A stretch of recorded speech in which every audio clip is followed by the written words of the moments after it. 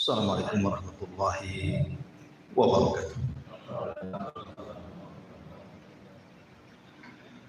Alhamdulillah wassalatu wassalamu ala Rasulillah wa ala alihi wa sahbihi wa mawalah wa la hawla wa la quwata illa billahi wa ba'd. Baik, kita lanjutkan kajian kita, masih membahas tafsir dari surah Al-Baqarah, dan kita masih di permulaan surah Al-Baqarah. Baik, kita baca ayatnya. A'udzubillahi minasyaitonir rajim. Bismillahirrahmanirrahim. Alif Lam Mim. Dzalikal kitabu la raiba fihi hudan lil muttaqin alladzina yu'minuna bil ghaibi wa yuqimuna as-salata wa mimma razaqnahum yunfiqun walladzina yu'minuna bima unzila ilaika wa ma unzila min qablik wa bil akhirati hum yuqin. Alif Lam Mim, itulah Alkitab yang tidak ada keraguan-raguan sama sekali dalamnya, sebagai petunjuk bagi orang-orang yang bertakwa. Orang-orang yang mereka beriman dengan yang gaib dan mendirikan salat, serta dari apa-apa yang kami rizkikan kepada mereka, mereka pun berinfak. Dan orang-orang yang beriman dengan apa yang diturunkan kepadamu dan apa yang diturunkan sebelummu, dan dengan akhirat mereka sangat yakin. Baik, kemarin kita sudah menjelaskan tentang makna Alif Lam Mim dan juga kalimat dzalikal kitabu la raiba. Kalimat dzalikal kitab di sini ada isim isyarah, dzalika, itulah Alkitab. Sebagian para ulama tafsir mengatakan bahwa yang dimaksud Alkitab di sini artinya kitab-kitab yang turun dari langit. Berarti mencakup Suhuf, kemudian Taurat, kemudian Injil, kemudian Zabur, dan juga Al-Quran. Tetapi kebanyakan para ulama ketika mentafsirkan kalimat Alkitab di sini maksudnya Al-Quran. Ketika Allah Subhanahu wa taala mengatakan dzalikal kitab, itulah Al-Quran, seolah-olah Allah Subhanahu wa taala ingin katakan bahwa inilah Al-Quran, kitab satu-satunya yang lebih baik dibandingkan kitab-kitab sebelumnya. Dan ini ditegaskan dengan kalimat setelahnya, la raiba fi, karena di dalam Al-Quran itu tidak ada keraguan di dalamnya. Artinya Al-Quran itu tidak menerima keraguan-raguan. Berbeda dengan kitab-kitab sebelum Al-Quran, Taurat, Zabur, dan Injil itu masih menerima keraguan-raguan. Kenapa? Karena tidak ada jaminan dari Allah Subhanahu wa taala tentang keotentikan. Beda dengan Al-Quran, karena Allah Subhanahu wa taala yang menjaganya. Makanya Allah Subhanahu wa taala berfirman, "Inna nahnu nazzalna dzikra wa inna lahu lahafizun." Sesungguhnya kami yang menurunkan Al-Dzikra, Al-Quran, kami pula yang menjaganya. Jadi yang ada jaminan satu-satunya kitab yang Allah Subhanahu wa taala turunkan itu hanyalah Al-Qur'an. Al-Qur'an itu betul-betul dijaga keautentikannya oleh Allah Azza wa Jalla. Makanya ketika Allah Subhanahu wa taala menceritakan tentang kitab-kitab di luar daripada Al-Qur'an seperti Taurat dan Injil, maka Allah Subhanahu wa taala berfirman, yuharrifunal kalima am mawadhi.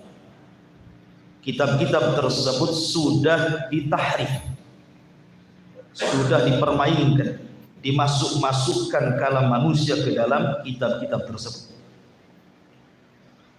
Sehingga ketika kemudian ada ucapan manusia yang kemudian dimasukkan ke dalam kitab-kitab Allah, tentu sudah tidak otentik lagi, karena sudah tercampur kalam Allah dengan kalam manusia.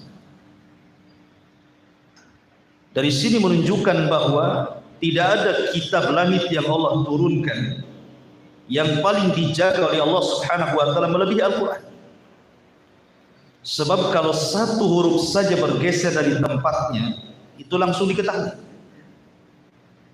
Makanya kenapa Allah Subhanahu wa taala menjaga Al-Qur'an ini mampu dihafal oleh siapapun.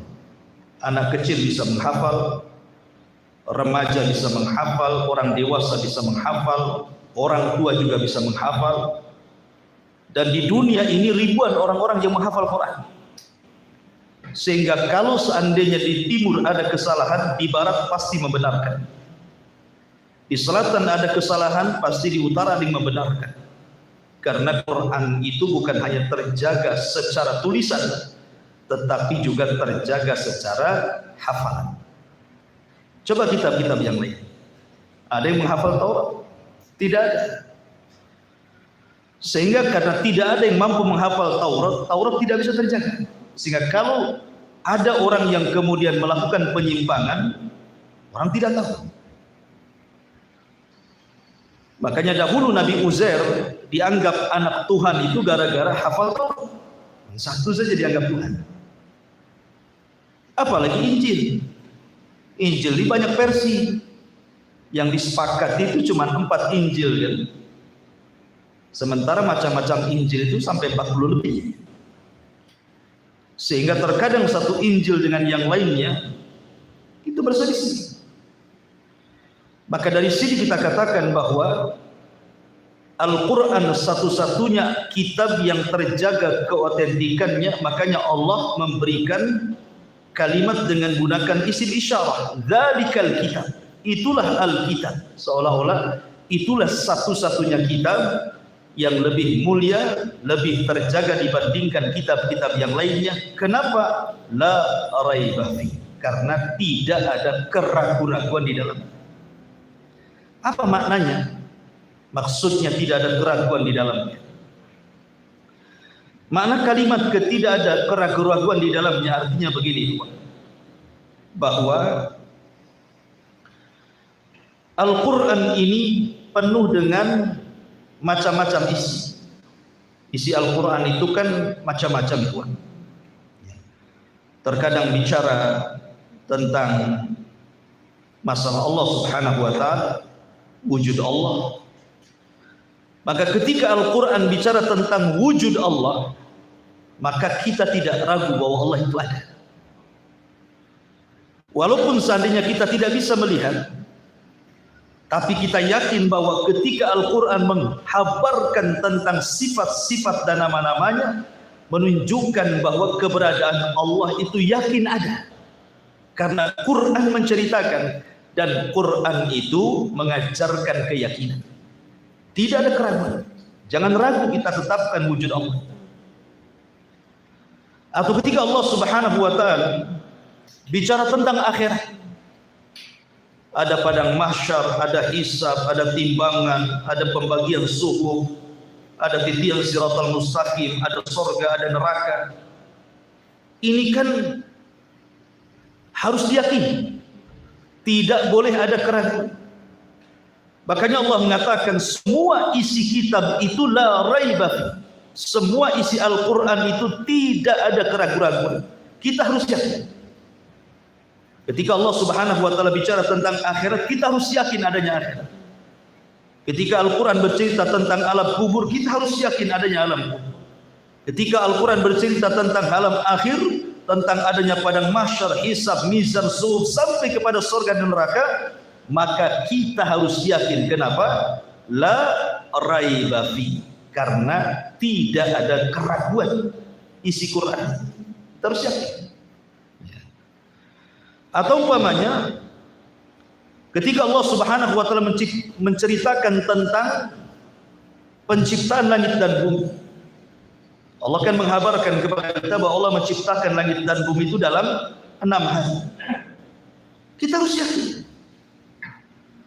Diketahui hikmah dan tidaknya kenapa harus 6 hari. Bukankah Allah bisa menciptakan dalam sekejap pun payah? Tetap kita harus yakin. Karena Quran itu tidak boleh ada keraguan.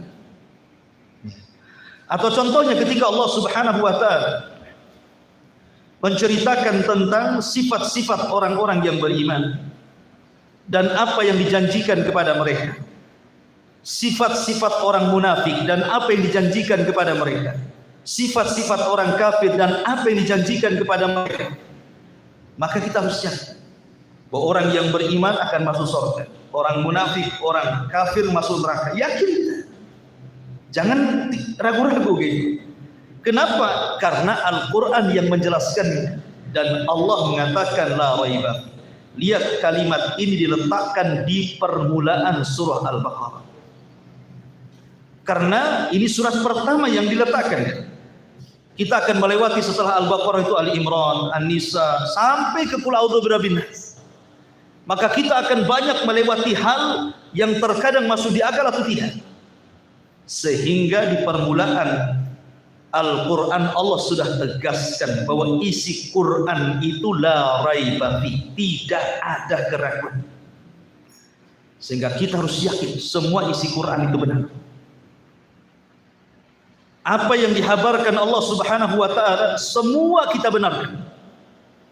Apa yang diperintahkan Allah dalam bentuk hukum, kita yakin semua ada keadilan. Hukum Allah itu semua adil. Tidak ada kezaliman sama sekali. Dan kita harus yakin sekali lagi karena Allah mengatakan la raiba, tidak ada keraguan di dalamnya. Ma'asyiral muslimin yang dimuliakan Allah Azza wa Jalla, saya akan contohkan kenapa kita harus yakin tentang Al-Qur'an. Di zaman Nabi, ketika Allah Subhanahu wa taala turunkan ayat ghulibatir rum fi adnal ardi min ba'di ghalabihim sayaghlibun. Rum dikalahkan oleh Persia. Tetapi nanti setelah itu beberapa tahun maka Romawi akan mengalahkan Persia. Ketika terdengar oleh Abu Bakar Siddiq radhiyallahu anhu, dan ketika itu kan kejadiannya sebelum Rasul hijrah. Jadi mereka para sahabat masih tinggal di Mekah.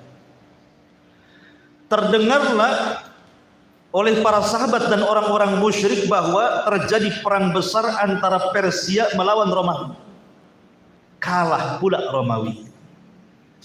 Sementara secara agama Persia dekat dengan orang-orang musyrik, sementara Romawi dekat dengan orang Islam. Kenapa? Karena Persia penyembah api, sementara orang-orang musyrik penyembah berhala, sama-sama agamanya musyrik.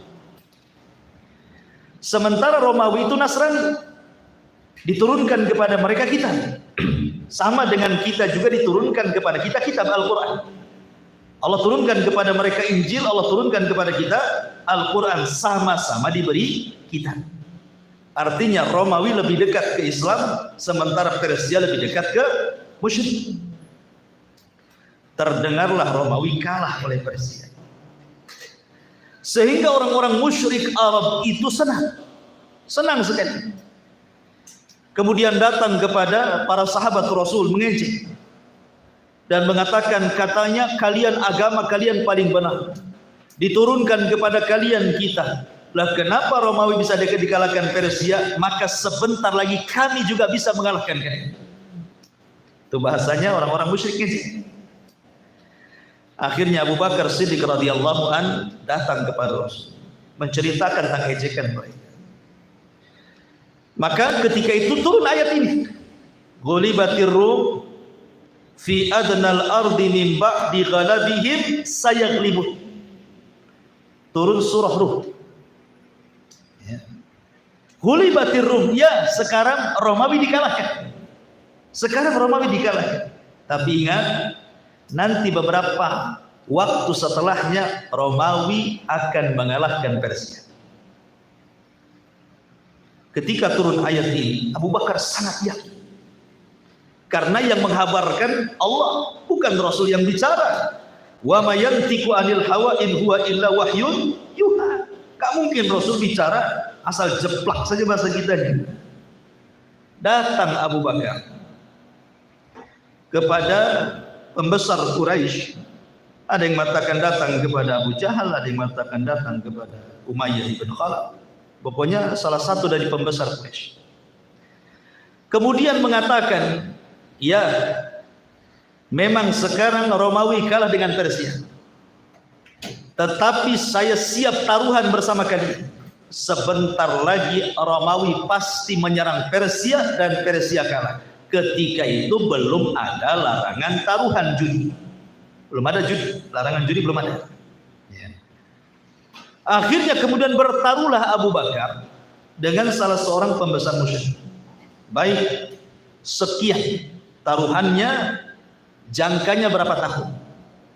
Ada yang mengatakan 3 tahun. Oke.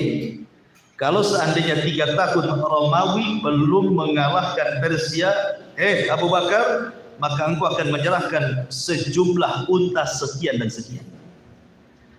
Tapi kalau betul apa yang kau katakan, maka kami akan memberikan unta-unta yang kau minta.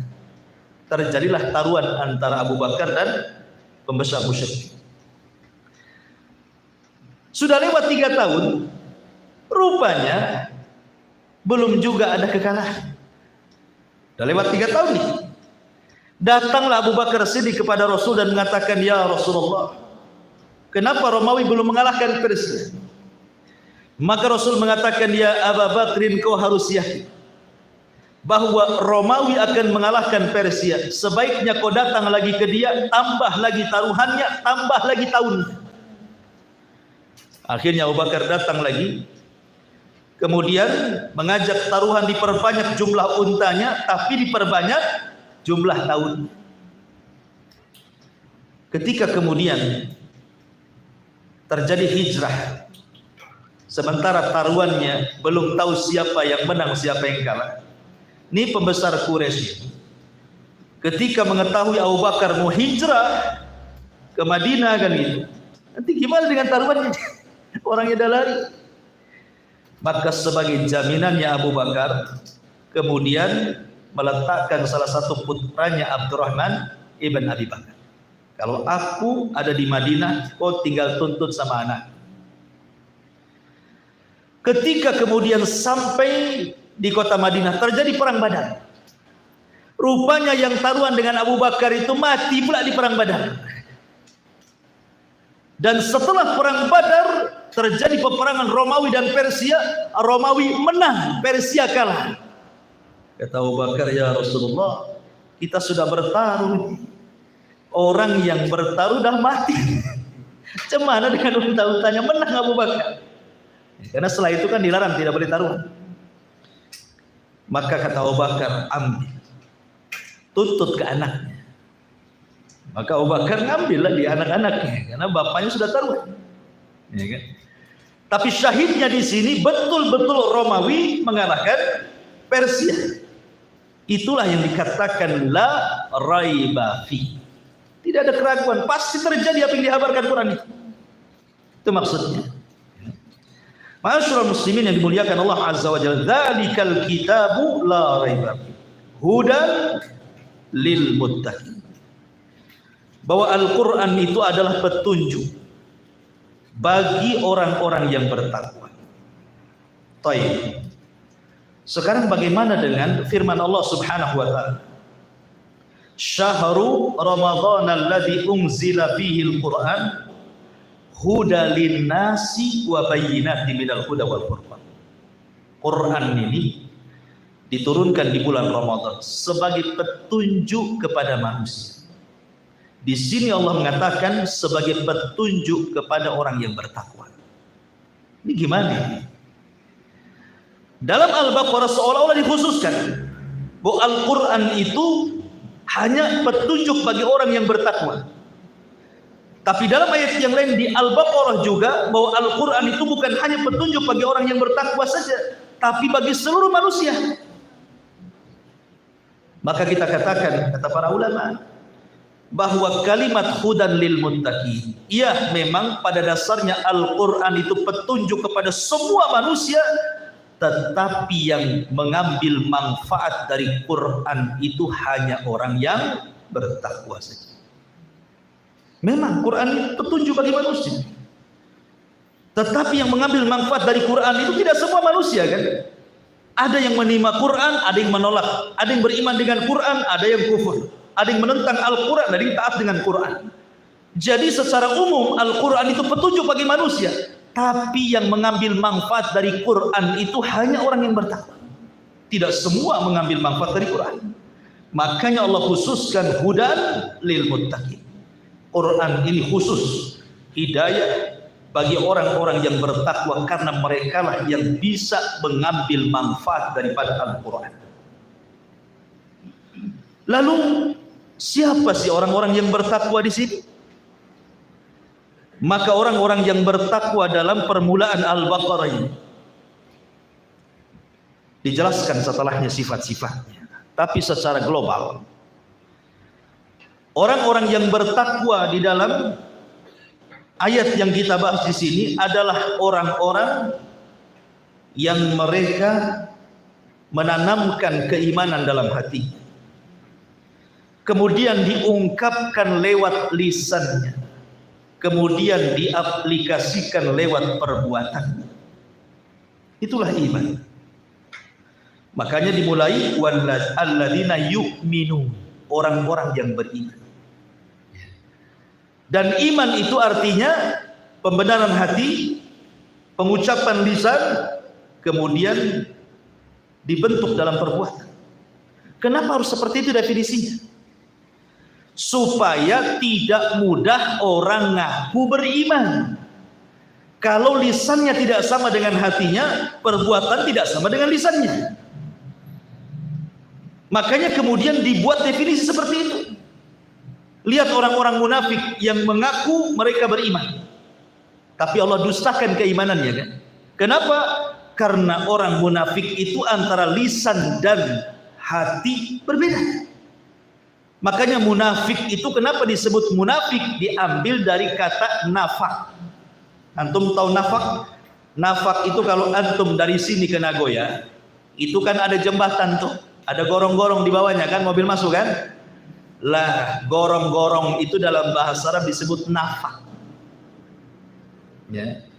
Kalau ada jalur kereta menembus gunung, kemudian ada terowongan masuk gorong-gorong kan? Lah, terowongan itu dalam bahasa Arab disebut nafak. Kenapa kemudian munafik diambil dari kata nafak? Karena masuk dari sini, keluar dari sana. Nah, itulah munafik. Jadi dia masuk dari sini, keluar dari sana. Maksudnya apa? Dia masuk Islam dengan lisannya, keluar dari Islam dengan hatinya. Itulah munafik. Menampakkan keislaman, menyembunyikan kekafiran. Makanya disebut munafik. Makanya munafik tidak bisa dikatakan mukmin, karena mukmin itu harus setara antara hati, lisan dan perbuatan. Dan itulah makna takwa dalam ayat ini. Siapa dan bagaimana sifat-sifatnya? Allah Subhanahu wa taala berfirman, alladzina yu'minuna bil ghaib. Pertama, orang-orang yang bertakwa itu adalah orang-orang yang beriman dengan yang gaib. Beriman dengan yang gaib. Ma'asyiral muslimin, apa yang dimaksud gaib dalam ayat ini? Ulama tafsir membagi beberapa penafsiran. Maksud gaib dalam ayat ini, pertama maksudnya adalah wujudullah. Orang-orang yang beriman dengan wujudnya Allah. Kita harus yakin Allah itu wujud ada, walaupun kita tidak melihat. Karena keimanan itu tidak mesti harus lewat panca indera. Kita beriman itu tidak mesti bisa dilihat, bisa didengar, bisa diraba, tidak mesti. Sesuatu yang bisa kita rasakan itu belum bisa kita imani keberadaan. Contoh nih kipas angin. Ketika anginnya sampai kepada kita merasa kan, oh ada angin. Pertanyaannya, tahu antum bentuk anginnya? Enggak tahu kan? Kayak apa bentuk anginnya? Kita bisa rasakan anginnya itu, menerpa kan? Tapi bentuk anginnya seperti apa kita enggak tahu. Contoh lain, kalau seandainya saya pukul kepala antum sama padu, mau nggak? Ya enggak mau lah Ustaz. Seandainya saya pukul dengan padu, menjerit nggak? Menjerit. Sakit nggak? Sakit. Pertanyaannya, antum bisa rasa sakit. Bentuk sakitnya kayak apa? Bulat, kotak, lonjong, nggak tahu kan? Orang bentuk sakit ada, tapi kita bisa rasakan kan? Berarti sakit itu ada, bisa kita rasakan, tetapi kita tidak bisa melihat. Sesuatu yang tidak bisa dilihat belum tentu tidak ada. Ketika kita beriman kepada Allah Azza wa Jalla, kita tidak bisa melihat Allah, berarti Allah tidak ada. Belum tentu sesuatu yang tidak bisa kita lihat kita katakan Allah tidak ada. Karena ini perkara gaib, harus diimani.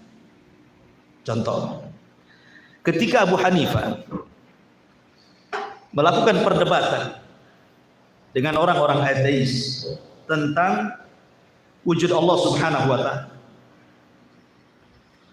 salah satu pertanyaan orang ateis kepada Abu Hanifah, bagaimana orang Islam bisa menyembah Allah sementara Tuhan tidak bisa dilihat? Kemudian pertanyaan yang kedua, orang Islam bilang bahwa syaitan itu tercipta dari api. Tapi kenapa diazab di neraka dengan api? Masa api diazab api? Apa rasanya? Kemudian orang Islam itu selalu ngomong dikit-dikit ini semua takdir. Takdir. Apa itu maksudnya? Maka Abu Hanifah kemudian menjawab pertanyaan ini. Ini kan pertanyaan akli, pertanyaan akal. Jawabannya pun harus dengan akal. Ya. Sebab orang-orang ateis itu dikasih dalil Quran saja tidak akan nerima. Dikasih datangkan dalil sunnah apalagi. Mereka yang mau mengingkari adanya Tuhan. Tidak mungkin mengimani kepada firman Tuhan. Tuhan yang diingkari dia. Makanya hanya bisa dibantah dengan akal. Maka Abu Hanifah mengatakan, adapun setan, kenapa diciptakan dari api kemudian dibakar oleh api dia kesakitan? Maka kemudian Abu Hanifah menjadikan satu jawabannya dengan cara menampar orang itu. Tampar orang itu. Otomatis kesakitan lah. Sampai kemudian orang yang ditampar ini mengadu kepada hakim yang menengahinya. Pak Hakim, gimana Abu Hanifah? Kok di ngajak debat malah nampar? Orang ngajak debat malah pakai tangan gitu. Sementara Abu Hanifah itu masih kecil, belum dewasa, tapi dia mewakili gurunya Hammad. Karena Hammad tidak mau melayani, karena ini urusan kecil, makanya Abu Hanifah diutus. Sebab kalau seandainya kalah ya wajar anak-anak gitu. Kalau menang membanggakan gurunya, anak-anaknya. Kalau kalah wajar anak-anak, kalau menang banggalah gurunya gitu maksudnya. Ya. Karena begini kan ceritanya kan, gurunya Abu Hanifah ini mimpi. Dia mimpi. Dalam mimpinya aneh. Yang mimpi ini Abu Hanifah. Abu Hanifah ini mimpinya diceritakan sama gurunya Hammad. Kata Abu Hanifah, wahai guruku, semalam saya mimpi. Kata Ahmad, mimpi apa kamu? Begini, saya melihat pohon, besar pohon, rindang. Tahu-tahu ada babi di bawah. Duduk pula babi itu di bawah pohon. Tiba-tiba kemudian ranting pohon itu jatuh, kena kepala babi itu. Babi inilah. Kira-kira apa takwilnya? Gurunya tidak mau jawab. Sampai berkali-kali, baru Abu Hanifah menjawab sendiri. Ketika gurunya tidak bisa menjawab Ahmad takwil mimpinya, ketika Ahmad kemudian didatangi orang yang ngajak debat di hadapan halayak orang ramai, kata Ahmad, aku tidak bisa datang. Karena ini bicara tentang zat Allah, takut memfitnah manusia. Kata Abu Hanifah, wah, jangan-jangan ini maksud mimpiku, katanya. Ahmad bingung. Apa maksudmu ya Abu Hanifah? Karena Abu Hanifah masih kecil. Jangan-jangan gini. Yang dimaksud pohon itu adalah kamu. Yang dimaksud babi itu jangan-jangan ngajak debat itu orang ateis gitu ya. Yang dimaksud ranting patah kemudian kena kepala babi kemudian pergi itu saya itu. Oh iya paham gitu. Takwil mimpinya Abu Hanifah itu. Makanya Abu Hanifah diutus untuk debat tuh. Lah salah satu dalam perdebatan ini soalan. Abu Hanifah memukul orang itu kesakitan lah. Karena masalahnya mukulnya bukan pakai tangan, pakai kendi dari tanah. Kendi dari tanah itu. Tampakkan sama badannya sakit. Makanya Abu Hanifah kemudian ketika dilerai oleh hakim, apa maksudmu? Jawab saja pertanyaan. Kata Abu Hanifah, aku sudah menjawabnya. Adapun aku pukul kendi ini terbuat dari tanah. Sementara manusia itu kalau menurut otak orang ini kita tercipta dari tanah. Dia kan tercipta dari tanah. Kendi dari tanah. Kalau tanah dilempar tanah harusnya tidak sakit. Itu maksudnya ya. Dia kan tercipta dari tanah, ini kendi dari tanah. Kalau dilempar ya biasa saja, tanah ketemu tanah kan. Kenapa dia sakit katanya kan? Menunjukkan bahwa setan itu tercipta dari api. Ketika diazab dengan api, dia pun merasakan sakit. Tapi perlu diketahui bahwa penciptaan setan dari api itu satu saja. Bapaknya setan, iblis saja kan gitu ya, yang diciptakan oleh Allah dari api itu cuman ada yang namanya Sumya, ada yang mengatakan Azazil, wallahu a'lam. Tapi yang jelas bahwa cuman satu saja. Adapun turunannya tidak, karena kalangan jin dari kalangan setan pun mereka sama dengan manusia, punya istri, punya anak, sama. Ada RT, RW, lurah, ada partainya juga, kampanye juga, kan gitu ya. Sama kehidupan mereka dengan kita itu kurang lebih. Dekat-dekat pemilihan presiden ya kampanye juga orang. Jadi sama, nggak kurang lebih aja kehidupan mereka dengan kita ini. Tidak ada bedanya. Artinya bahwa penciptaan mereka sudah tidak dari api lagi, karena sudah mengalami pernikahan.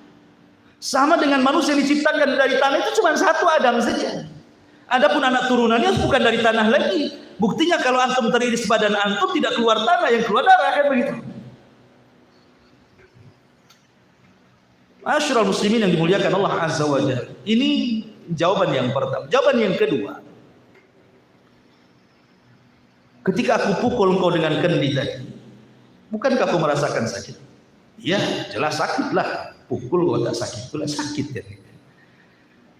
Sekarang saya tanya, coba sifatkan bentuk sakit seperti apa? Ya tidak tahulah bentuknya. Kau bisa melihatnya? Tidak bisa. Mendengarnya? Tidak bisa. Merabanya? Tidak bisa.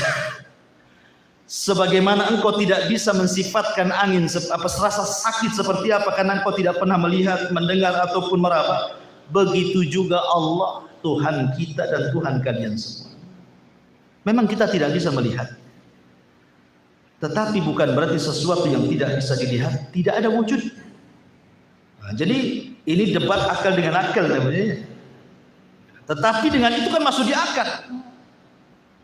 Lalu siapa yang mengumpulkan kita di sini? Siapa coba? Apa kita ada janjian kumpul di sini? Kan tidak. Inilah takdir. Allah takdirkan kita kumpul di sini. Selesai. Ya, satu pertemuan selesai. Jadi bicara tentang al-ghaib dalam ayat ini maksudnya apa? Wujudullah. Ada yang mentafsirkan bahwa yu'minuna bil ghaib, beriman dengan gaib itu maksudnya beriman dengan al-qada wal qadar. Maksud gaib di sini adalah al-qada wal qadar. Bahwa takdir manusia itu gaib. Makanya jangan pernah berdalil dengan takdir. Karena kita tidak tahu takdir kita seperti apa. Kita kan tidak tahu. Emang antum tahu takdir antum seperti apa? Ini semua gaib, ikhwan. Maka jangan pernah berdalil dengan takdir. Ada orang ada kelainan seksual, homo. Ya. Kemudian kita katakan kamu homo tidak boleh, penyakit, tobat. Mungkin Allah sudah takdir saya harus begini. Nanti kalau takdirnya sembuh saya sembuh kok. Dari mana kamu tahu takdir kamu seperti itu? Kapan kau berhenti maksiat? Ya mungkin ditakdirkan masih doyan maksiat Ustaz. Nanti kalau sudah bosan pun ditakdirkan juga bosan maksiat. Tidak ada yang tahu dengan takdir itu. Gimana kalau seandainya takdirnya waktu maksiat kau mati? Nah, kamu kan tidak tahu juga. Jadi jangan pernah berdalil dengan takdir. Makanya Rasul mengatakan fakullun muyassarun lima khuliqalahu i'malu ma syi'tum. Setiap kalian akan dimudahkan dengan amalan kalian, maka beramallah. Ya. Yang ketiga ada juga yang mengatakan bahwa yang dimaksud gaib di sini artinya mencakup apa yang dihabarkan Nabi SAW. Kullu ma akhbara bihi Nabi SAW min ashratis sa'ati wa adzabil qabri wal hasyri wan nashri was sirati wal mizani wal jannati wan nar. Maksudnya beriman dengan yang gaib ini adalah setiap yang dihabarkan Rasul dari tanda-tanda kiamat. Baik tanda-tanda kiamat kecil ataupun tanda-tanda kiamat besar, kemudian azab kubur, kemudian kumpulnya manusia di padang mahsyar, kemudian disebarnya catatan, kemudian sirat titian, kemudian timbangan termasuk surga dan neraka. Maka itu yang harus kita imani, alladzina yu'minuna bil ghaib. Dan semua pendapat-pendapat ini benar semua, karena itu semua perkara gaib. Pokoknya apapun yang dihabarkan Allah dan Rasulnya dan itu berkaitan dengan yang gaib tidak boleh kita ragukan, karena Al-Quran itu la raiba fi alladzina yu'minuna bil ghaib. Kemudian Allah mengatakan wa yuqimuna as-salata. Setelah kita beriman dengan yang gaib, maka kita dituntut untuk mengerjakan sholat. Ikhwan, ini penting sekali masalah sholat ini. Ma'asyiral muslimin yang dimuliakan Allah Azza wa Jalla. Pembahasan masalah sholat ini pembahasan yang sangat mulia, karena kita bicara tentang amalan yang pertama kali dihisab oleh Allah Subhanahu wa taala dalam hukukul ibad. Dalam hukukullah, hak-hak yang berkenan dengan Allah. Karena amalan yang pertama dihisab itu dua. Pertama berkaitan dengan hak Allah, yang kedua berkaitan dengan hak manusia. Adapun berkaitan dengan hak Allah adalah salat, adapun berkaitan dengan hak manusia adalah urusan darah, bunuh-membunuh. Ini yang awal-awal dihisab oleh Allah Subhanahu wa taala. Di sini Allah Subhanahu wa taala mengatakan bahwa ciri orang-orang yang bertakwa adalah orang yang meninggalkan salat. Ada seorang syekh, orang yang mengerjakan salat. Ada seorang syekh bercerita, ada seorang ibu menelpon salah seorang masyayikh menceritakan tentang anak. Anaknya ini sudah dewasa, tetapi belum Allah takdirkan dapat pasangan. Dalam pekerjaannya selalu ada masalah. Kemudian juga pergaulannya selalu ada masalah. Pokoknya masalah itu seolah-olah tidak berhenti dan mustamir terus saja. Seolah-olah selesai masalah ini datang masalah yang lain. Masalah yang lain selesai, masalah lain datang lagi. Dan begitu seterusnya. Saya kasihan dengan anak saya. Wahai Syekh, apakah anak saya ini terkena sihir?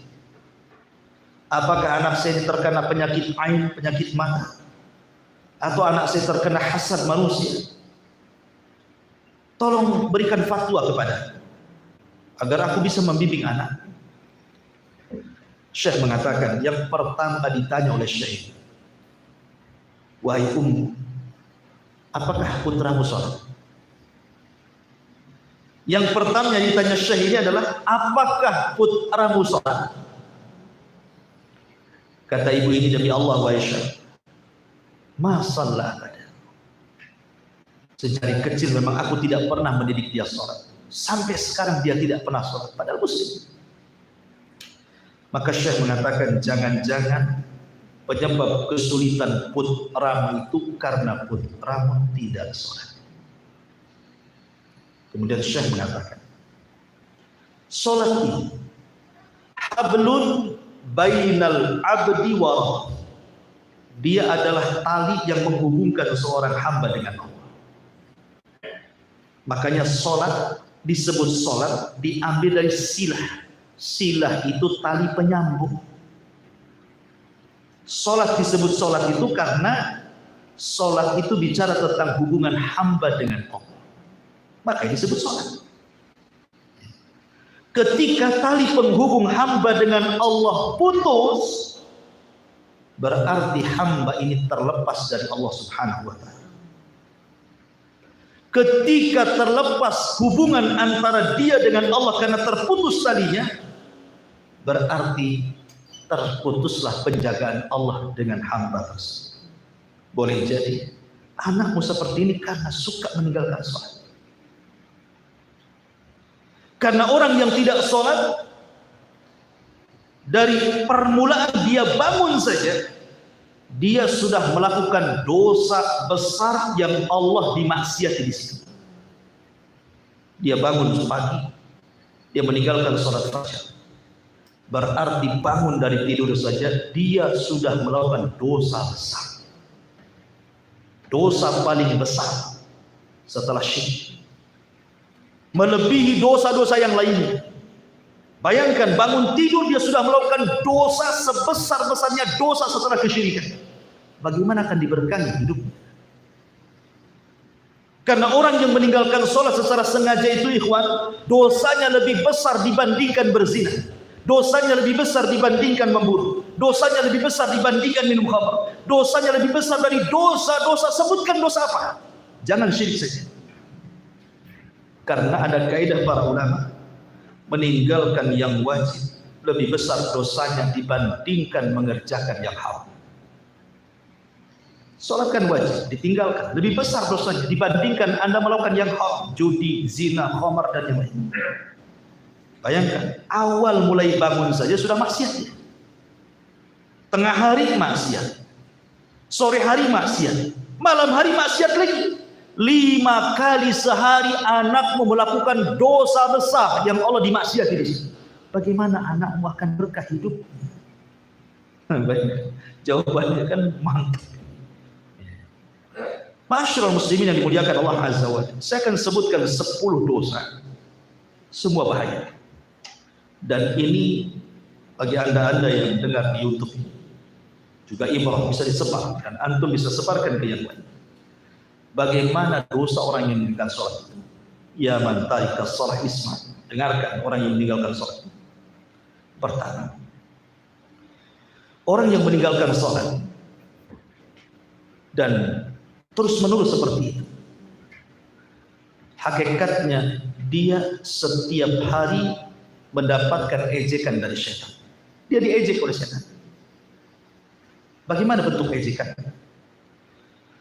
Dalam sebuah hadis yang dikeluarkan Imam Muslim dan juga Bukhari dan lainnya dari hadis Abdullah ibn Mas'ud radhiyallahu anhu, qala, dia mengatakan, dzukira indan Nabi sallallahu alaihi wasallam rajulun faqila ma zala naiman hatta asbah. Kata Abdullah ibn Mas'ud radhiyallahu anhu, dia berkata, diceritakan di sisi Nabi SAW seorang laki-laki yang dia terus tidur, tidak bangun sholat fajar sampai terbit matahari. Tidak ada keinginan bangun. Apa kata Nabi SAW? Kata Nabi SAW, "Dzaka rajulun bala syaitanu fi udhun." Itulah orang yang telinganya dikencingi syaitan setiap malam. Setiap malam setan mengencingi telinganya. Ada penafsiran para ulama hadis, apa yang dimaksud setan mengencingi telinganya? Penjelasan yang pertama, maksudnya setan mengejek dia, menghina dia dengan cara mengencingi. Coba bayangkan ya kawan, kalau antum saya ludahi wajah, kan telinga bagian wajah, ada kepala, anda ludahi telinga antum, buah gitu. Marah nggak? Terhina nggak? Terhina. Oke, saya buat bukan ludah, saya kencingi. Saya kencingi lagi itu telinga antum. Kira-kira perasaan antum gimana? Jadi orang yang meninggal sholat itu sedang dihina sama setan. Kita jadi kencingi gitu, marah luar biasa. Ini setan kencingi telinga. Nyantai aja dikencingi setan. Memang betul-betul antum kencingi orang itu. Ini makna yang pertama. Makna yang kedua, makna hakikatnya betul-betul setan itu kencing di telinga antum. Seperti antum masuk toilet antum kencing, itulah setan kencing, betul-betul kencing. Tapi bentuk kencingnya setan apakah sama dengan kencing antum? Ya tentu beda. Kalau sama ya sudah budak. Ya beda lah. Tapi yang jelas ya mungkin seperti itu makna. Makna yang ketiga, maksudnya setan mengencingi telinga kita itu, telinga kita dibuat tuli sehingga dia menolak nasihat. Kan hanya diri setan, orang nasihat tidak peduli sama dia, mau diomongin aja itu degil keras kepala. Nggak pernah sholat itu telinganya tertutup. Naudzubillah.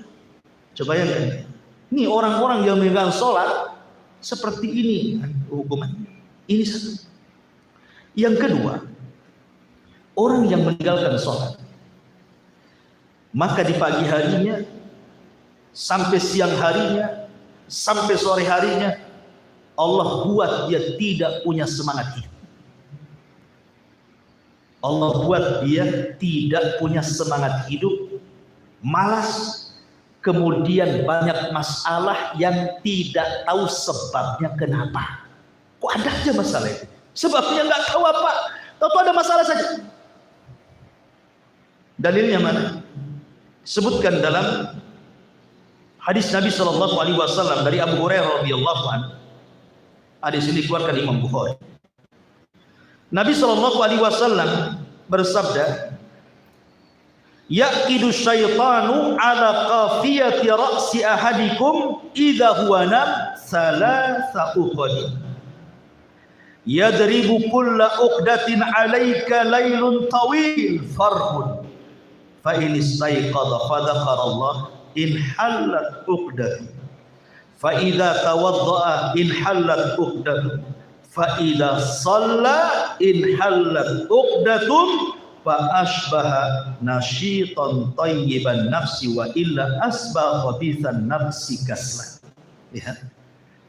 Kata Nabi SAW, setiap malam setan itu datang kepada setiap manusia yang tidur, kemudian mengikat di tengkuknya 3 ikatan.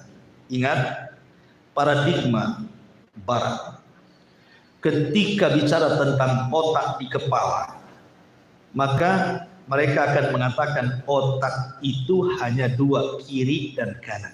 Otak kiri, otak kanan, kata mereka. Tapi dalam bahasa Quran, otak itu ada 2 juga, tapi otak depan disebut ubun-ubun, otak belakang disebut tengkuk.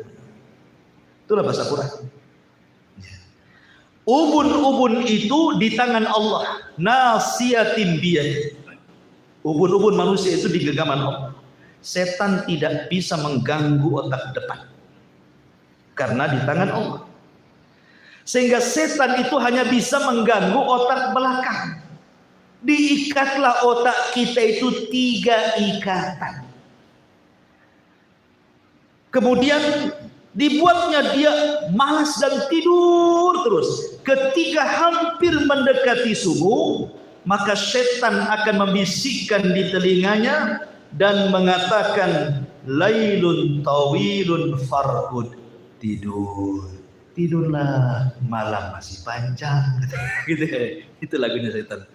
Tidur gitu. Malam masih panjang gitu.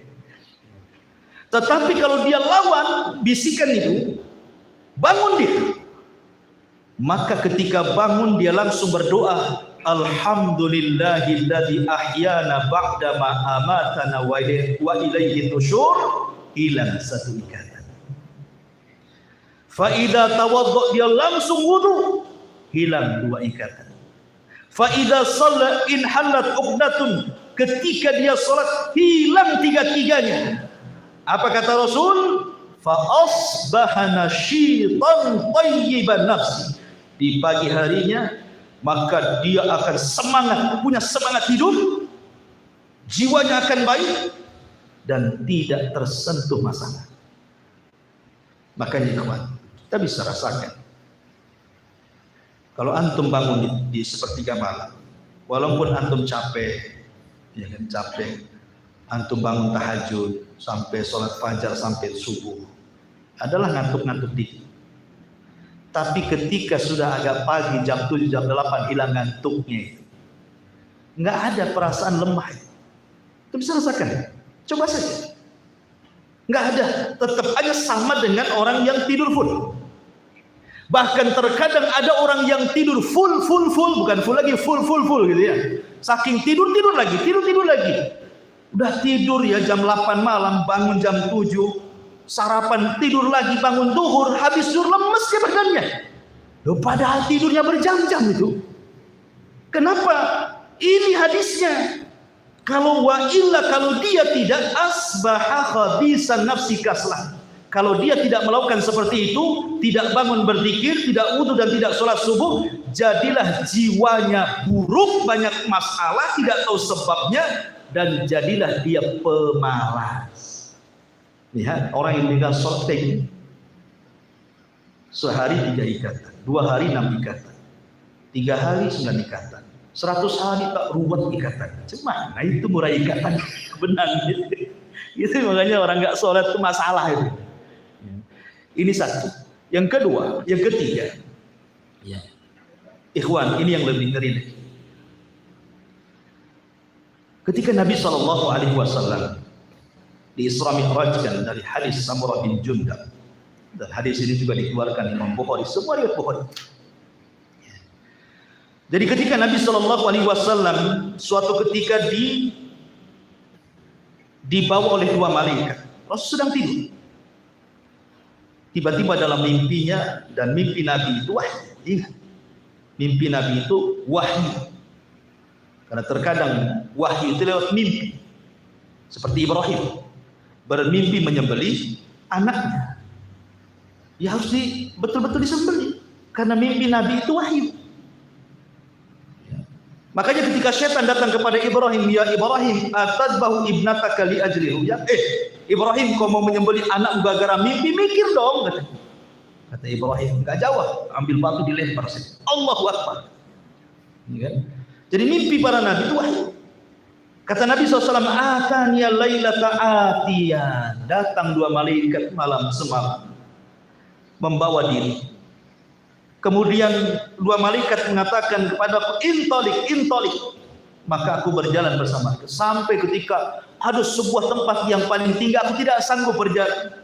Maka diambillah malaikat, dibawa ke atas. Rupanya sampai di atas diperlihatkan banyak orang yang sedang diadab, disiksa, diperlihatkan azab kubur. Salah satunya kata Nabi SAW, dia mengatakan, aku melihat wa idza rajulun muttaji'un tiba-tiba aku melihat ada orang yang diterlentangkan. Wa idza akharu qa'imun alaihi bisakhrati, di sampingnya ada orang yang berdiri, di tangannya batu besar. Kemudian wa idza huwa yahwi bisakhratil ra'si, tiba-tiba orang yang di samping ini membenturkan batu yang di tangannya ke kepala orang yang sedang baring di bawahnya, hancur dan remuk kepalanya. Ketika hancur dan remuk kepalanya, Allah ganti dengan kepala baru. Kemudian diremukkan lagi seperti itu, diganti dengan kepala baru, dan begitu seterusnya. Ketika itu kata Nabi SAW, "Mahada, siapa orang ini? Kenapa disiksa sedemikian sadisnya?" Maka kata Nabi SAW menjelaskan, kata Nabi SAW, "Li'annahu yanamu anis salatil maktubah." Sebab saat datang waktu-waktu sholat yang 5 waktu, harusnya dia sholat malah tidur. Baik. Ini hadis Bukhari dari sahabat Samurah bin Jundab radhiyallahu anhu. Kalau seandainya Allah takdirkan kita diperlihatkan adab kubur hari ini, mungkin betapa banyak kita melihat ada orang-orang yang dikubur itu mungkin setiap hari dibentur-benturkan kepalanya dengan batu sampai remuk, kemudian diganti dengan kepala baru, dan itu akan terus berlangsung sampai kiamat dibangkitkan. Apa enggak takut orang-orang yang meninggalkan salat? Ya man tarikas salat, wahai orang yang meninggalkan salat, isma'u, dengarkan hadis ini. Ini hadis ngeri ini. Coba yang sengeri ini loh. Orang yang meninggalkan salat kan nggak paham saja mereka akan seperti ini. Ini yang ketiga. Yang keempat, Allah Subhanahu wa taala berfirman dalam surah Maryam ayat 59 sampai 60.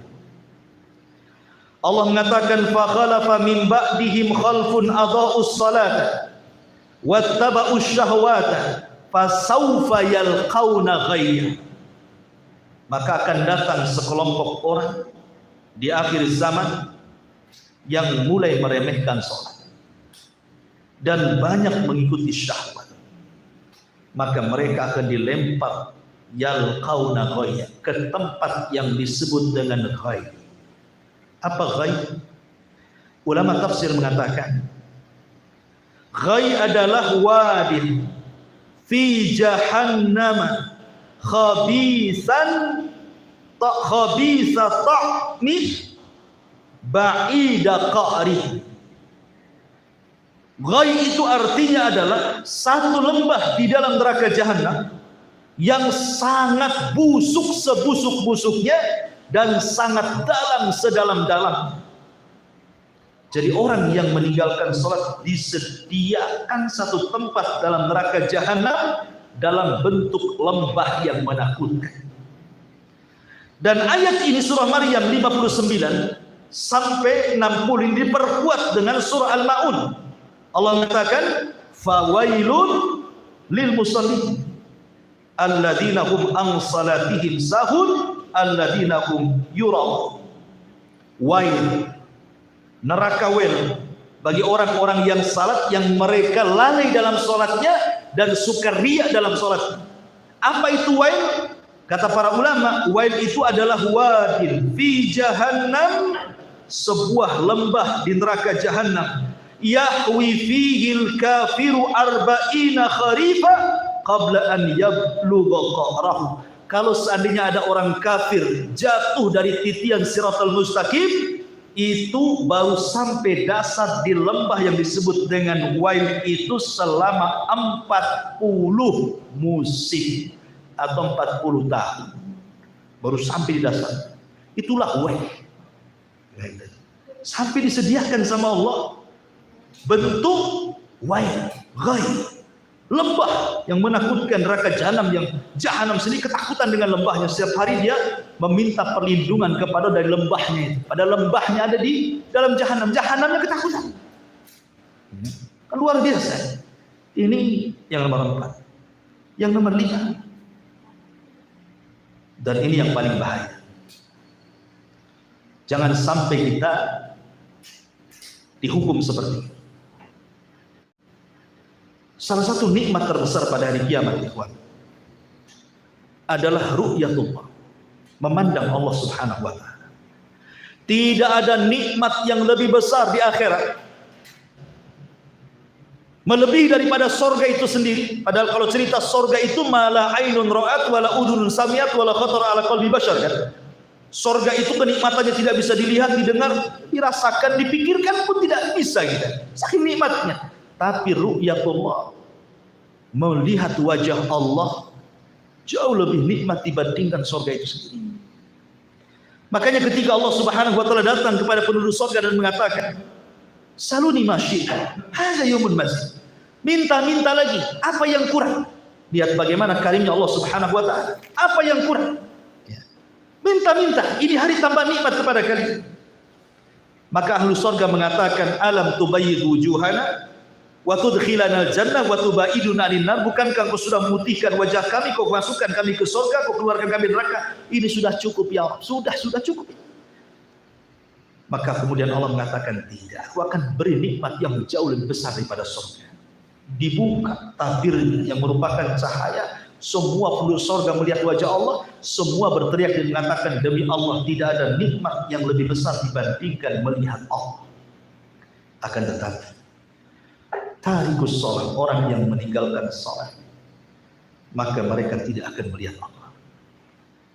Perhatikan hadis. Hadis dari Jarir ibn Abdillah al-Bajali radhiyallahu anhu. Hadis ini disepakati Bukhari Muslim.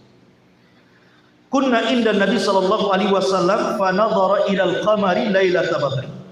Kata beliau, kami duduk bersama Nabi, tiba-tiba malam itu memang sedang purnama, besar-besarnya bulan, maka kami semua melihat bulan. Kata Nabi sallallahu alaihi wasallam, inna satarawna rabbakum kama tarawna hadzal qamar la tudamuna fi ru'yati. Kau lihat bulan itu, ya wahai Rasul, kalian akan melihat Allah seperti engkau melihat bulan, tidak berdesak-desakan. Coba kalau bulan purnama, antum rebutan mau nengok bulan, enggak kan? Cukup antum negak ke atas kita, nampak bulan. Berdesak-desakan? Tidak. Bukan kayak tengok konser, desak-desak kan gitu. Enggak, lihat bulan itu nampak.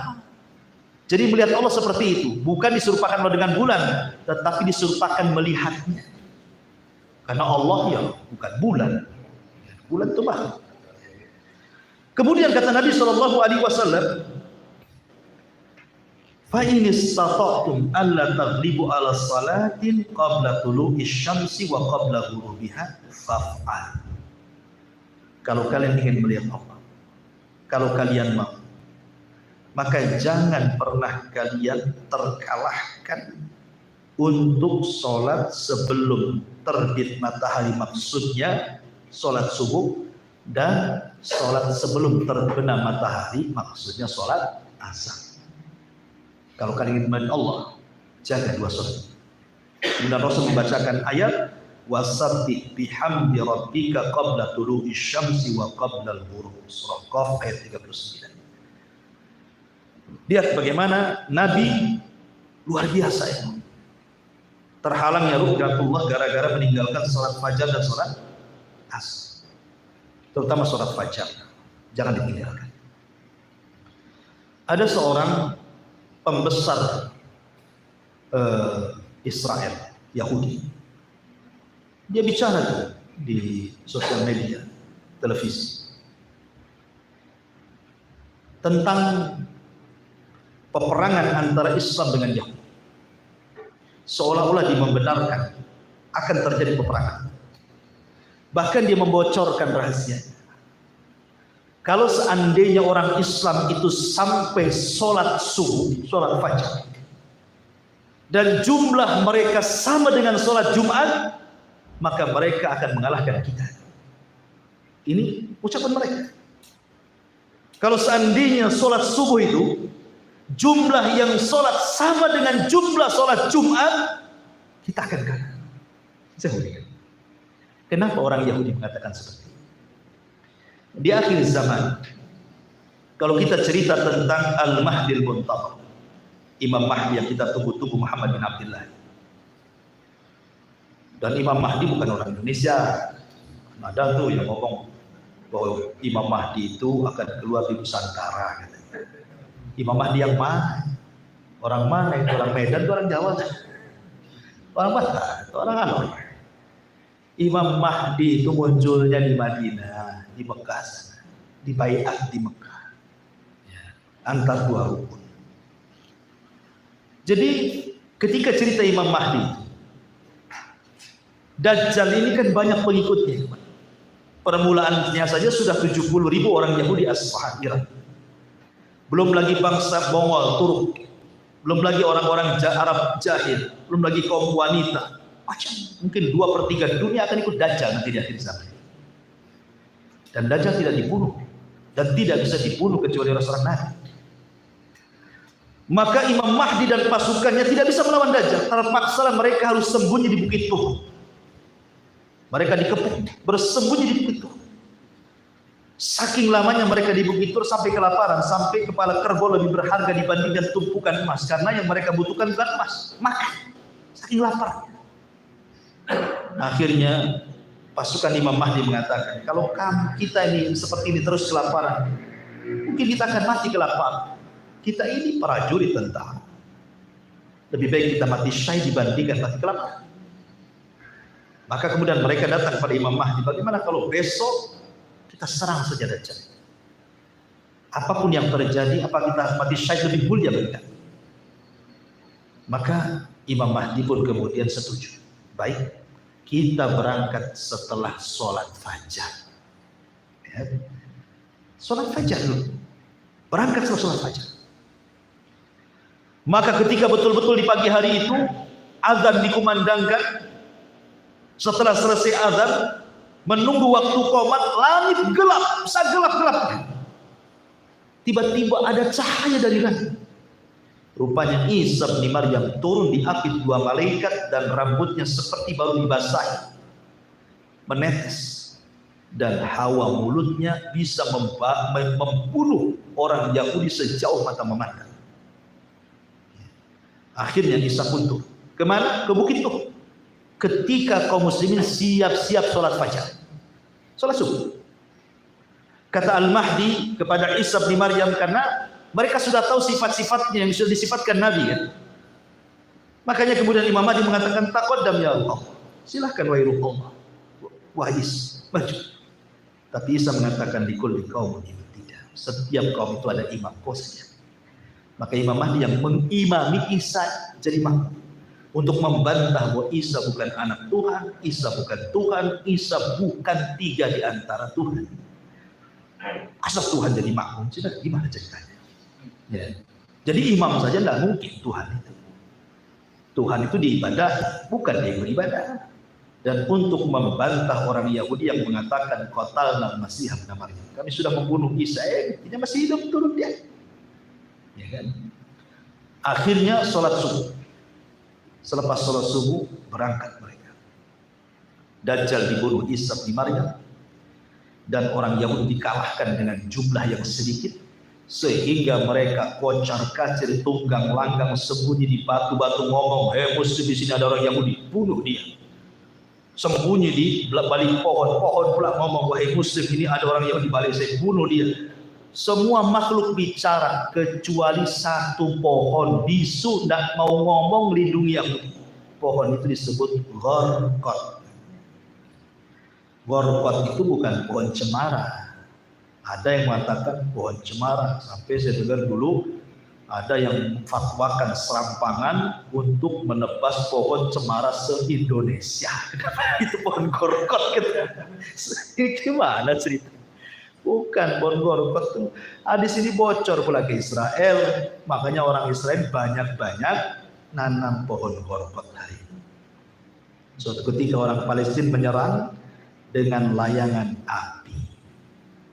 Layangannya sampai pula di hutan, Israel tebakkan pula itu pohon Gharqadnya. Ditanam lagi. Ya. Masyaallah muslimin yang dimuliakan Allah Subhanahu wa taala. Lihat syahidnya di sini. Kemenangan itu marbut, terikat dengan sholat. Kalau Anda ingin menang, sholat.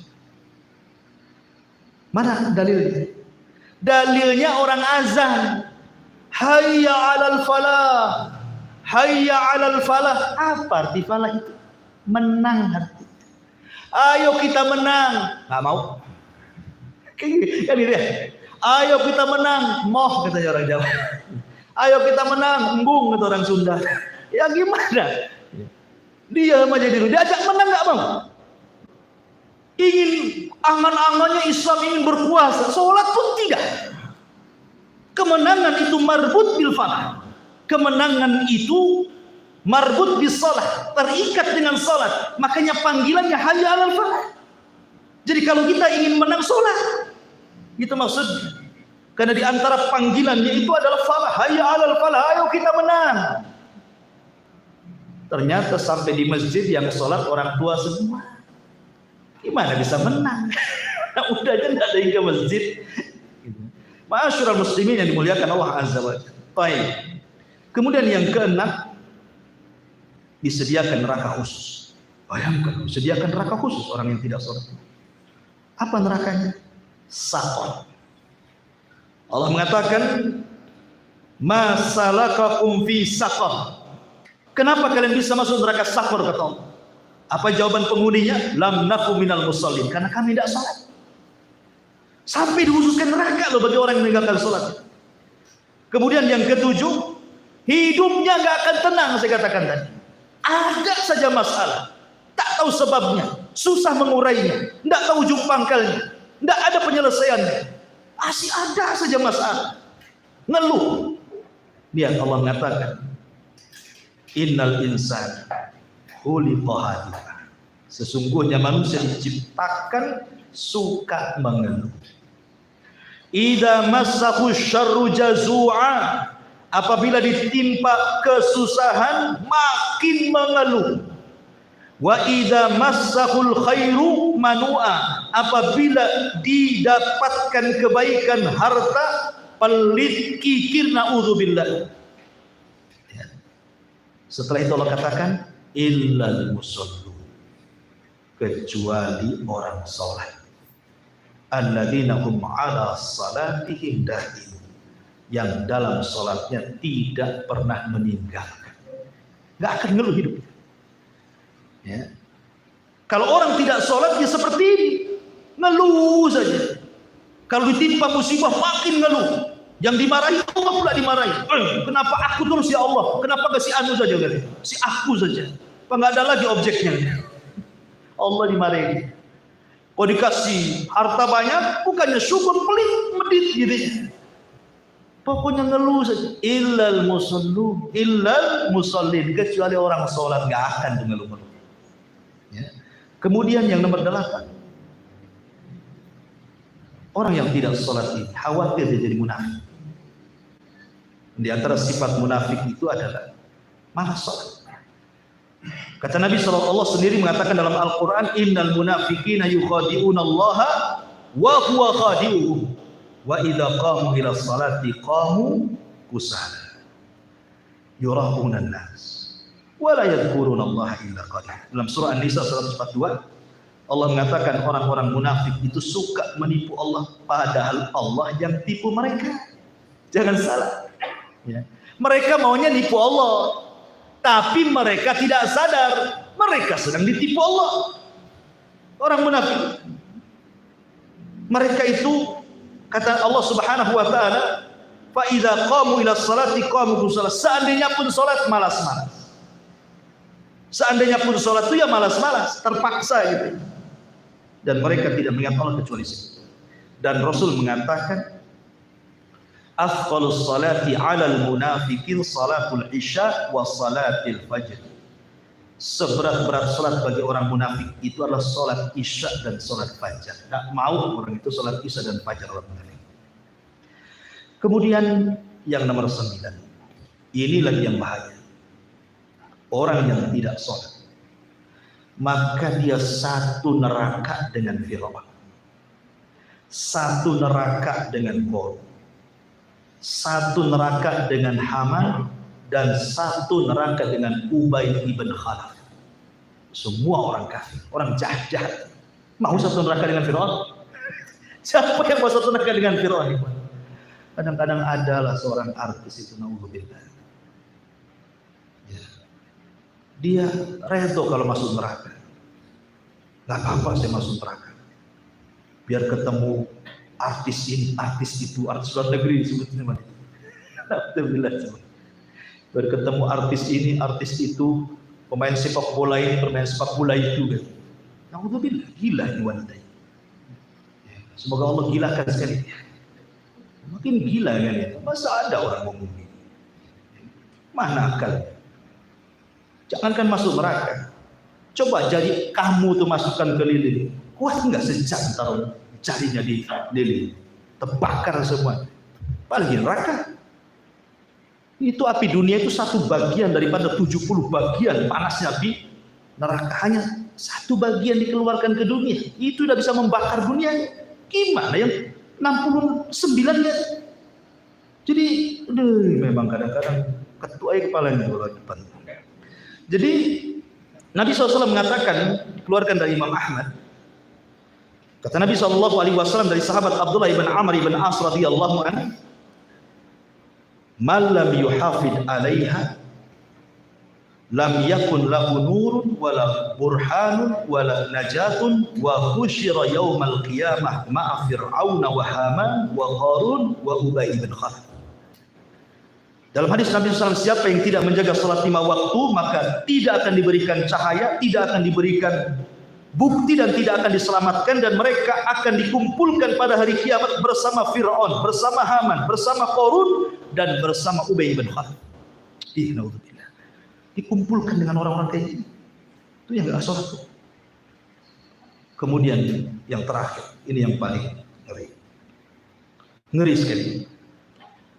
Orang yang tidak sholat, Nabi gak akan kenal kita. Coba rugi sekali kalau Nabi gak kenal kita pada hari kiamat. Gak kenal, mau ngaku-ngaku umatnya Nabi. Nabi lo gak kenal dengan kamu. Nabi gak kenal dengan ente, gak kenal sama sekali. Bayangkan, Nabi gak kenal kita, cuma mau ngasih syafaat. Kenal pun tidak, masa kan nolong, saya gak kenal kamu. Dan itu dijelaskan dalam hadis Nabi SAW. Dari hadis Abu Hurairah radhiyallahu an, kata Nabi SAW, "Taridu alayya ummatil haudha," akan datang umatku nanti pada hari kiamat ke telaga. Kemudian wa ana adudun nas anhu kama yadudur rajulu ibila rajuli an ibili. Qalu ya Nabi Allah, ata'rifuna? Qala na'am. Kemudian dikatakan, dan kalian akan digiring seperti seseorang menggiring unta untuk diarahkan ke telaga Rasul. Kemudian Rasul mengatakan, "Rasul, apakah engkau akan kenal kami sebagai umat?" Kata para sahabat. Kata Nabi SAW, "Ya." Kemudian Rasul mengatakan, "Kalian punya tanda yang merupakan tanda bahwa engkau adalah umat." Apa tandanya? Kata Nabi SAW, tandanya adalah ghurran muhajjalin min azaril wudu. Tandanya adalah cahaya-cahaya yang ada di tangan, di dahi, dan semua anggota wudu. Jadi anggota wudu gitu, mulai dari tangan, kemudian wajah, kepala, sampai ke kaki itu akan bercahaya. Dari cahaya wudu itulah Rasul kenal kita. Dan orang yang tidak sholat pasti tidak wudu, karena tidak mungkin sholat tanpa wudu. Jadi Nabi tidak akan kenal wudu tidak. Bukan hanya itu saja, malaikat yang akan menyelamatkan orang yang dapat syafaat di neraka tidak kenal. Cemana kalau nggak kenal mau dikeluarkan dari neraka? Malaikat nyari-nyari yang mana katanya kan? Nggak tahu. Kenapa nggak kenal? Karena nggak sholat. Mana hadisnya? Hadis dari Abu Hurairah radhiyallahu anhu sendiri, masih dalam Sahih Bukhari. Kemudian Nabi SAW mengatakan, "Hatta idza arada Allah rahmatan man arada min ahlina." Ketika Allah Subhanahu wa taala menghendaki diselamatkan pun neraka karena rahmatnya, dan rahmat itu yang terakhir. Ingat, rahmat Allah itu terakhir, mengeluarkan orang dari neraka. Pertama syafaat Nabi, kemudian syafaatnya para syuhada, kemudian para malaikat memberikan syafaat, kemudian syafaatnya orang-orang soleh, kemudian syafaatnya anak-anak yang soleh, kemudian syafaatnya manusia satu persatu, sehingga ketika tidak ada lagi yang memberikan syafaat, orang ini masih ada di neraka. Bagaimana cara dia keluar? Maka dia keluar dengan rahmat Allah. Nggak ada lagi yang nolong dia. Ya. Nabi nggak ada, malaikat nggak bisa, anak nggak bisa, orang tua nggak bisa, kawan-kawan tak bisa. Kalau siapa lagi? Dia masih tersisa neraka itu. Maka mereka akan diselamatkan dengan rahmat Allah, kasih sayang Allah. Dengan cara apa? Mengutus malaikat untuk mengambil mereka.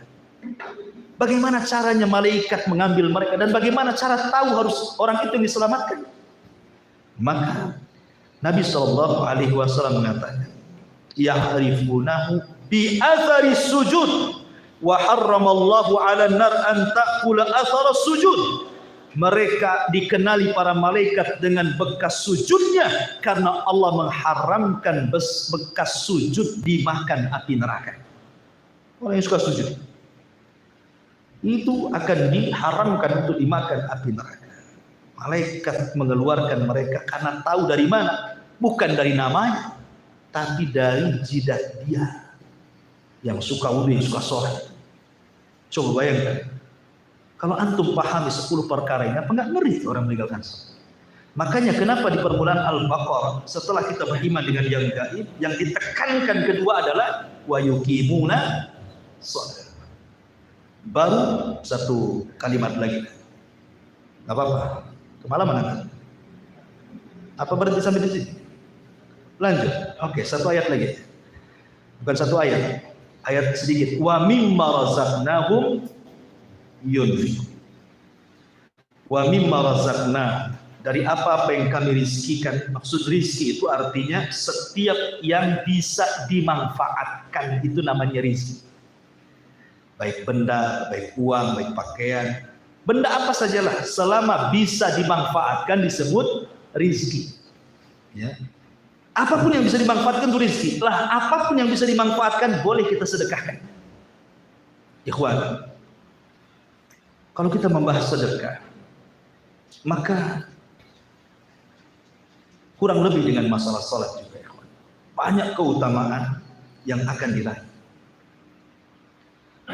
Salah satunya adalah, kalau saya bertanya kepada Anda, mau diazab ataukah mau diberikan nikmat? Mau masuk surga atau mau masuk neraka? Pasti jawabannya ingin masuk surga, ya Ustaz. Ingin dapat nikmat, lah masa masuk neraka dan diazab? Kalau begitu, sedekah. Perhatikan sabda Nabi. Nanti di padang mahsyar, manusia itu akan berdiri. Ingat, posisi manusia di padang mahsyar bukan kayak posisi antum sedang dikumpulkan di lapangan. Kalau antum dikumpulkan di lapangan 17 Agustusan, umpamanya dikumpulkan oleh pemerintah di lapangan sini di Putri atau di mana, antum masih bisa lah beli es, bisa antum sambil duduk, bisa antum sambil baring, bisa lah sambil kipas-kipas. Tapi di sana yang jual esnya saja tidak jual es, nggak bawa gerobak di sana, karena orang itu dibangkitkan hufatan, uratan, hurlan, buhman, kata Rasul, tanpa dikhitan, tanpa alas sandal, tanpa ada pakaian di badan, dan tanpa bawa barang sedikit pun. Ya telanjang gitu saja, nggak bawa pakaian aja, tidak. Apa yang mau dikasihkan orang? Sementara posisinya berdiri, tidak ada yang duduk, sebab kalau duduk tenggelam dengan keringatnya, berbaring makin lagi telalap dengan keringatnya. Jadi posisi mereka berdiri berdasarkan firman Allah Azza wa Jalla, yauma yaqumun nas, yaqum, pada hari manusia berdiri semuanya di hadapan Rabb. Matahari dekatkan 1 mil, panas terik luar biasa. Kita aja seminggu di tak hujan-hujan nih. Oh Allah, kipas ini sudah AC kipas pula di Bandung. Susah. Pokoknya mau tidur saja, aduh, badannya cemas karena panas. Pertanyaannya, Mau enggak pada hari ketika matahari diletakkan di atas kepala, tiba-tiba datang payung. Datang payung sehingga kita bisa menaungi kepala kita dari matahari. Ketika kalau terik-terik matahari ada payung. Di dunia saja pakai payung sudah senang. Dipayungi sehingga kepala kita tidak tersengat dengan 1 mil matahari di atas kepala. Mil itu ada 2 penafsiran. Kata rawi hadis mengatakan, saya tidak tahu maksud Nabi mil itu. Apakah kalimat milun itu alat untuk celak? Celak itu kan ada ngambil-ngambilnya itu, tusuk-tusuknya itu namanya mil dalam bahasa. Coba kalau mil itu artinya tutup celak, paling panjang 1 jengkal. Berarti kalau mil maknanya alat celak, berarti kepala 1 jengkal di atas kepala. Kemudian kata rawi, apakah mil itu alat celak ataukah mil itu artinya jauhnya jarak? Ada 1 kilo, ada 1 mil. Oke lah kalau 1 mil itu artinya jarak, tetap masih dekat. Kalaulah matahari tidak Allah letakkan di porosnya, jauh sedikit dari bumi, bekulah bumi. Dekat sedikit dari bumi, terbakarlah bumi. Makanya Allah letakkan di situ. Coba nikmat Allah, meletakkan matahari itu nikmat Allah. Jangan sampai lebih jauh, jangan sampai lebih dekat. Pas di porosnya, jauh sedikit bekulah kita. Nggak usah masuk kulkas.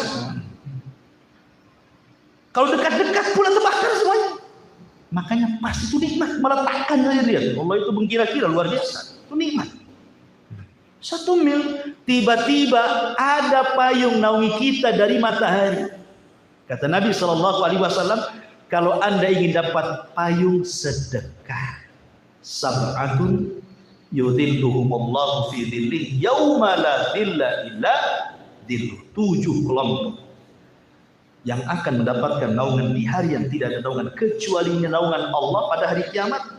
Salah satunya dari 7 orang itu rajulun tasaddaqat biyaminih, seorang laki-laki yang bersedekah dengan tangan kanannya, tangan kiri tidak tahu, artinya saking ikhlasnya. Sedekah sembunyi-sembunyi. Dan sedekah sembunyi-sembunyi itu luar biasa, ikhwan. Sampai-sampai Rasul mengatakan sedekah sir tudfi'u ghadab. Kalau saya tanya sama antum, mau dimarahi Allah, dimurkai Allah, atau dimaafkan Allah? Tentu jawabannya pengen dimaafkan Allah, pengen mendapatkan ampunan dari Allah. Kalau Allah sudah murka, jangan lagi kita gunung pun dihancurkan.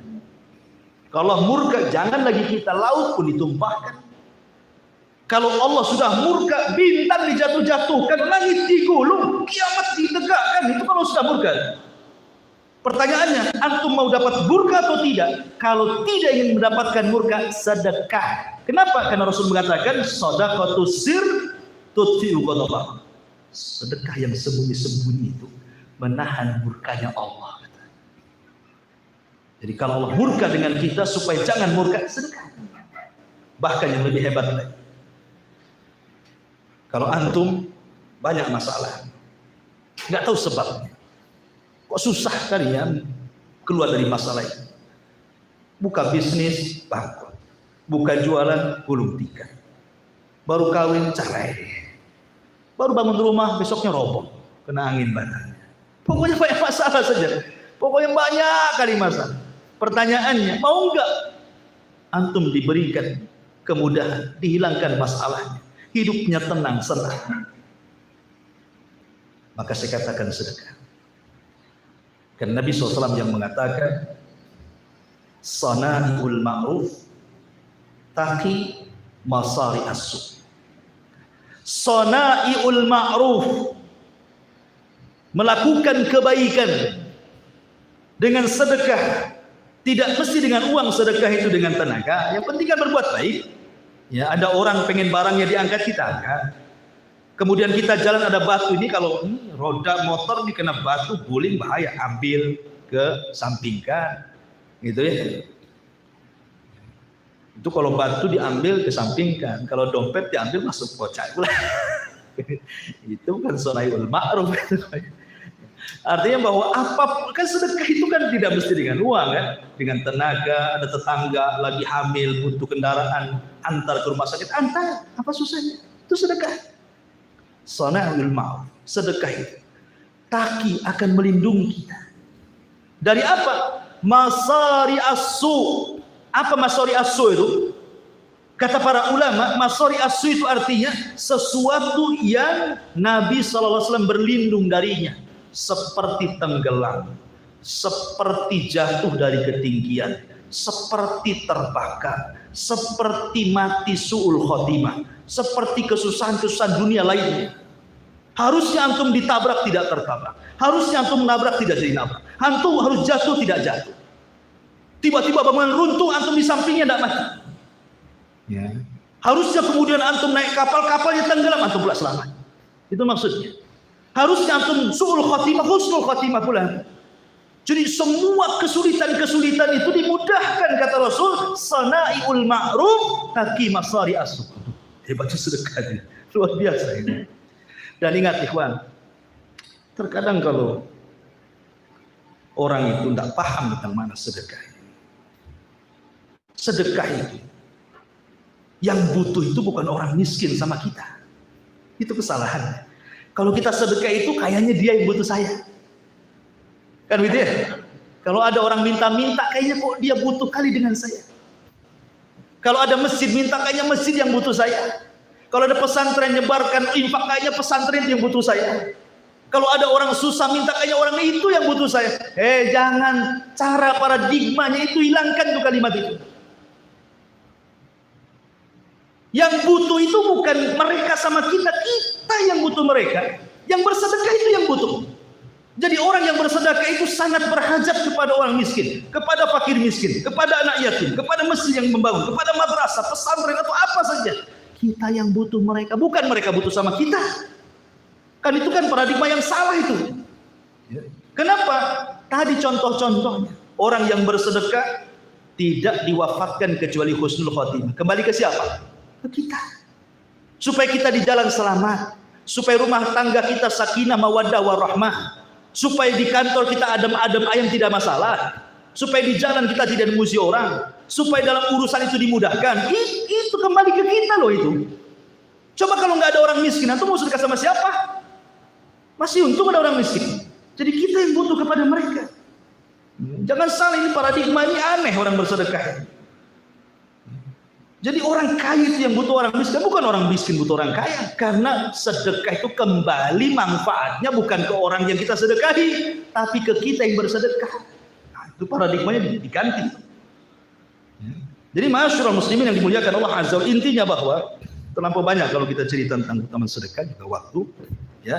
Maka di sini ada 3 poin pertama yang sudah kita bahas, bahwa Al-Quran itu sesuatu yang tidak ada keraguan, petunjuk bagi orang yang bertakwa, dan ciri orang yang bertakwa, 1, beriman kepada yang gaib, 2, melaksanakan sholat, dan yang 3, suka bersedekah atau berinfak. Wallahu a'lam bishawab. Ini yang mungkin bisa kita sampaikan di malam hari ini. Mudah-mudahan ada manfaatnya. Subhanallahi wa bihamdika, asyhadu an la ilaha illa anta, astaghfiruka wa atubu ilaik. Allahu ta'ala. Assalamualaikum warahmatullahi wabarakatuh.